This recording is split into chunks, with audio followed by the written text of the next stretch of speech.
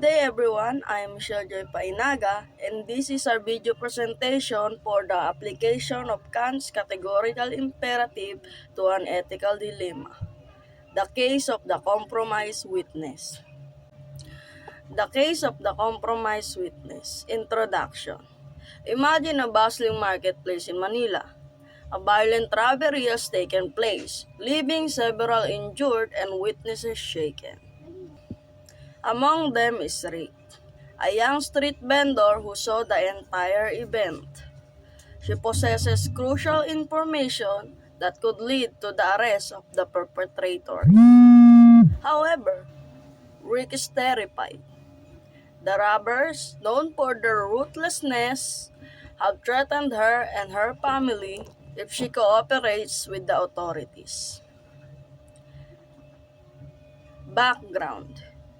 Rick is the sole eyewitness who can positively identify the leader of the robbery gang, a notorious figure known only as Silas. The police are desperate for his testimony, as it's the key to dismantling the entire gang. They assure him of protection, but Rick remains deeply fearful, knowing that Silas' reach extends far beyond the confines of the marketplace. His family's safety is paramount to him. Ethical dilemma. Should Rick testify against Silas, risking his family's safety, or remain silent, potentially allowing a criminal to escape justice? This dilemma explores the conflict between personal safety and civic duty, highlighting the complexities of justice within a system influenced by power and intimidation.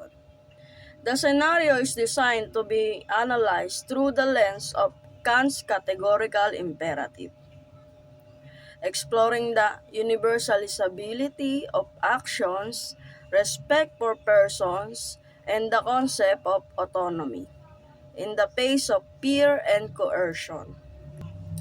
The setting in Manila adds a layer of cultural relevance, emphasizing the challenges faced by ordinary citizens in a society grappling with crime and power imbalances. Formula of universal law. A maxim, principle guiding action is morally acceptable only if it can be consistently applied by everyone without contradiction. Rational consistency is a key actions that, if universally adopted, would undermine their own possibility are morally wrong. Number 2. Formula of humanity. Always treat humanity, yourself, and others as an end in itself, never merely as means. Respect the inherent dignity and autonomy of rational beings. Exploitation and manipulation are morally wrong. Number 3. Formula of autonomy. Act as if your maxim were established universal moral laws for a just society. This formulation connects the previous two, and universalizable maxims are possibly only in the society respecting individual autonomy and dignity. Each person has a role in upholding moral principles and creating a just social order.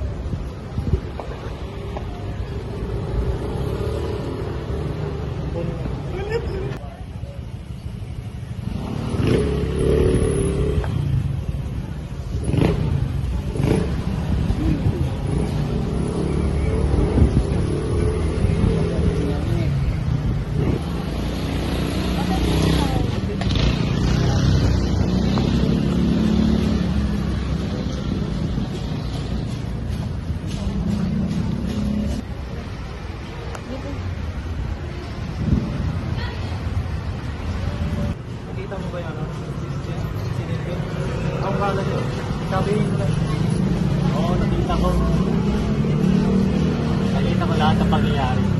Bahala sa'yo. Sabi mo lang sa akin yung nangyari, protektahan kita.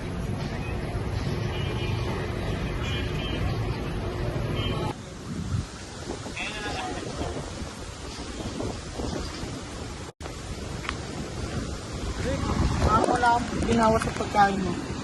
Ilang araw na rin malalim yung isip mo. Hindi ko kaya, hindi isipin ang tungkol doon. Mang Mario Silas is threats. Sisiguraduhin ng mga pulis na mapoprotektahan ng pamilya mo, Rick. Paano kung hindi nila kami magawang protektahan? Paano kung mahanap kami ni Silas, ang kapatid ko, ang nanay ko, sila na lang ang meron ako? You're a good heart, Rick. Sisiguraduhin ng mga pulis na mapoprotektahan ng pamilya mo. Hindi lang, sa'yo nakasalali ang kaligtasan ng lahat, Rick. Kailangan ka ng kapulisan. Hindi lang yun tungkol sa pamilya ko, Mang Mario. It's about justice. Silas is a monster. Kailangan na siyang mapatigil sa ginagawa niya. Pero paano ko gagawin yun habang pinoprotektahan ang pamilya ko? It feels like I'm choosing between two terrible things. Just saying, Rick, ang taong may utang na loob, may utang na loob. Ang taong may utang na loob, may utang na buhay. Who will heart accept to those who need but accept to justice, but you also have to accept your family to their safety and well-being. But how do I balance those steps? Parang impossible. Hindi imposible yun, Rick.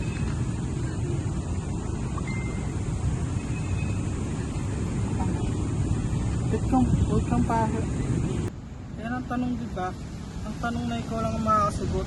Pero tatandaan mo pa, anak, even if the path is difficult, even it's filled with fear, choosing what is always worth it is a burden, but it's burden you don't carry alone.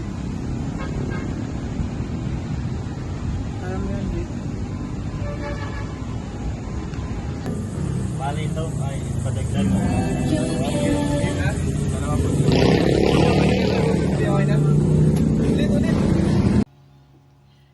Here are our analysis for the topic using the categorical imperative and the counter-arguments. The formula of universal law, an act only according to that maxim, whereby you can at the same time will that it should become a universal law. This means, could Rick's action of testifying or remaining silent become a universal law without contradiction? For testifying, justice requires universal truth-telling, while silence destroys it. For remaining silent, universal silence breeds lawlessness. This formula of universal law strongly supports Rick testifying. Remaining silent creates a self-contradictory outcome, a world without justice. The formula of humanity as an end, an act in such a way that you treat humanity, whether in your own person or in the person of any other, always at the same time as an end, never merely as a means. This means is Rick treating himself and others as ends in themselves, or merely as means to an end? For testifying, respects all involved, upholds justice. For remaining silent, self-preservation trumps justice and others' well-being. This formula of humanity as an end supports Rick testifying again. Testifying respects the inherent worth of everyone involved, while remaining silent prioritizes self-preservation over justice and the well-being of others. The formula of autonomy, an act only in accordance with the maxim through which you can, at the same time, will that it become a universal law. This means Is Rick acting autonomously, according to his own rational will? Or is his action determined by external factors of fear? For testifying, moral duty triumphs over fear. Autonomous choice. For remaining silent, fear dictates action, negating autonomy. This formula of autonomy leans towards Rick testifying. While fear is a powerful influence, his act of testifying demonstrates a commitment to his own moral principles, despite external pressure.